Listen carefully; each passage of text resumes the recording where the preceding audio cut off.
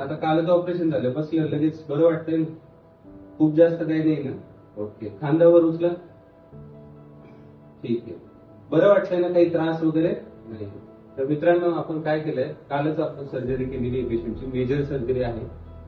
पेशंटला L4 L5 डिस्प्लेसिस होतं, म्हणजे मणक्याची कडी तुटली होती आणि मणका सरकला होता, त्याच्याबरोबर शिर पण चोकअप होती.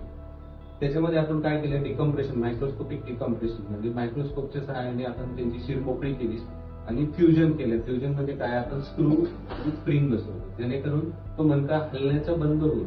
म्हणजे त्याच्याबरोबर त्यांची कंबरदुखी हळूहळू बंद केली. आणि कालच पेशंटची संध्याकाळी सर्जरी झाली. 12 आवर्स नंतर पेशंटला आपण एकदम बसवलेलं आहे. पेशंट एकदम कम्फर्टेबल आहे आणि थोड्या वेळात आपण त्यांना चालवणार.